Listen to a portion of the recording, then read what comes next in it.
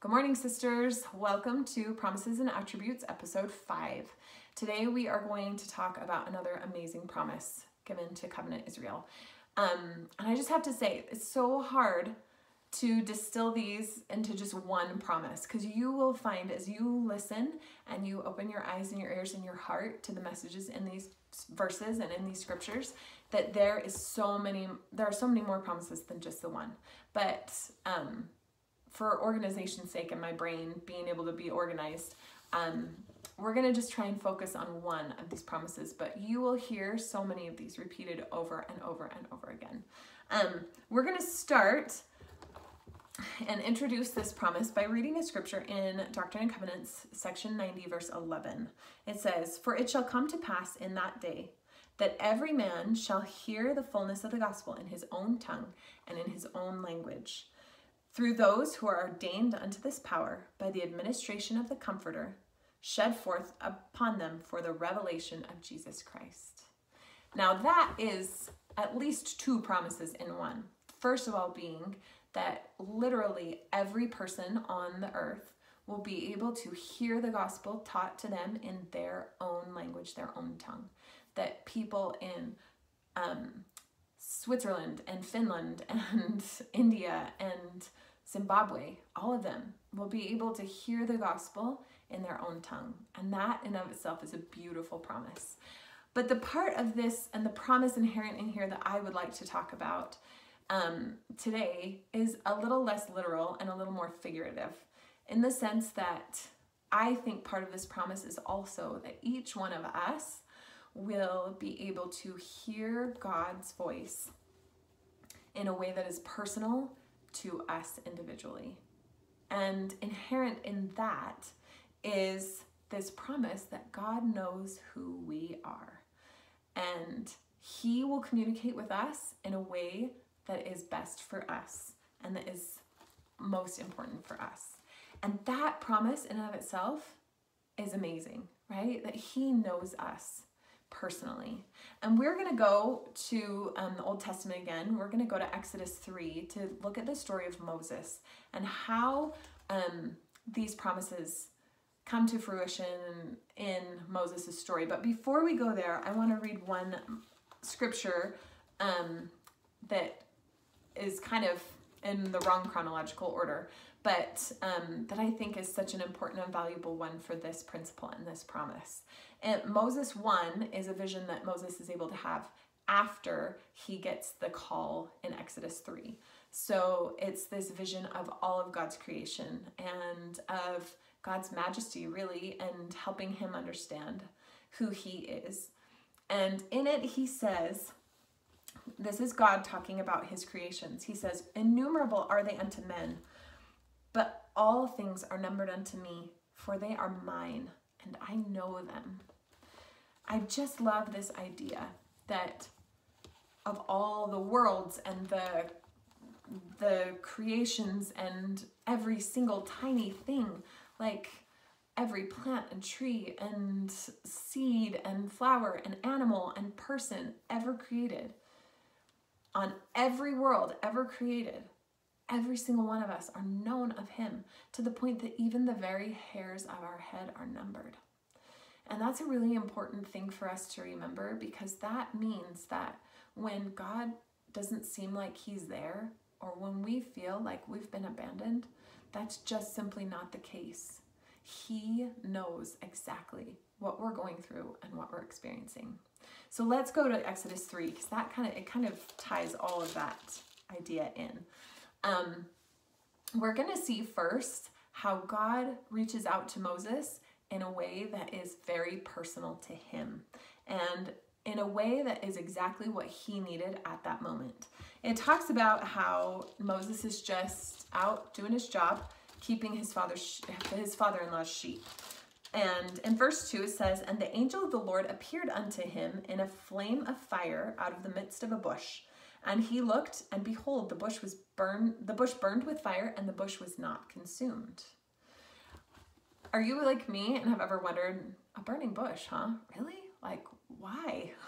Seems a little bit theatrical, maybe. But verse 3 kind of gives us some insight into that. It says, "And Moses said, I will now turn aside and see this great sight, why the bush is not burnt. So here's Moses going about his day, just going about doing the things that he always does. Like most of us, we're busy with all the carpooling and cooking and cleaning and all the other things that we have to do. And God's like, hey, Moses, I need your attention. And so he gets something. He communicates with him in a way that will help Moses turn aside from the things that he has been doing. Has that ever happened to you? Have you ever felt God nudge you and reach out to you in the midst of all your busyness and chaos and pull you aside from all those things to listen to him? I know he's done that to me before, and it especially happens to me when I am forgetting what is most important for me to do and that mission that he has specifically for me on this earth. I feel those nudges and those turns and those burning bushes turn my attention aside and back to that thing that is most important. So as we go on, we see that God is aware of Moses, just Moses, but he is also very aware of the children of Israel, of Moses' people. And I love the way it's described in here. First of all, in verse 6, he talks about, I'm the God of Abraham, the God of Isaac, and the God of Jacob. He is, remember, whenever he says that, he's telling us who he is and what we can count on from him. He is a God of promises who keeps his promises. He is a God who delivers. And he is a God who allows us as many chances as we need for him to prevail in our lives. And that's what he's saying. He's like, hey, Moses, this is who I am. I am here and I know you and I see you and I see what you have to offer and how you can help me. And then he goes on. And the Lord said, I have surely seen the affliction of my people, which are in Egypt, and have heard their cry by reason of their taskmasters, for I know their sorrows, and I am come down to deliver them out of the hand of the Egyptians, and to bring them up out of the land into a good land. I love the words he uses there. Seen, heard, known, deliver.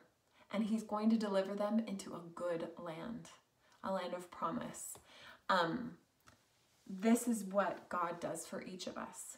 And I know that God sees, hears, and knows each of us. I love what Sister Craig said in her most recent conference talk.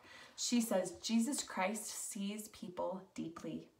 Where others saw fishermen, sinners, or publicans, Jesus saw disciples. Where others saw a man possessed by devils, Jesus looked past the outward distress, acknowledged the man, and healed him. The beautiful part of this story is that Jesus sees in Moses something more than Moses sees in himself too. Jesus sees in Moses also someone who is capable, with his help, of delivering his people, of accomplishing an amazing and great work. So I want you to think about, what are the ways that God has come to you and spoken to you in your own language? It could be like some of the ways that I have experienced when I was feeling totally alone and feeling literal arms wrap around me and assure me that I wasn't alone. It could be like what happened today when I heard that a friend of mine is dying of cancer. When a 5-year-old bears testimony of the resurrection and that our spirits are eternal, and tells me that it's okay because my friend will always be with me. It could be a time like when at the temple dedication for the Provo City Center Temple, my mission president was the one who spoke at the session of the dedication that we got to go to. It was a total fluke. But those are the ways, some of the ways, that I have had bear testimony to me that I am seen and heard and known of God. I know that all of us have had those. And over the next week, I just invite you to look for or to try and remember the times when you have felt those moments of being seen and heard and known of him who loves you completely.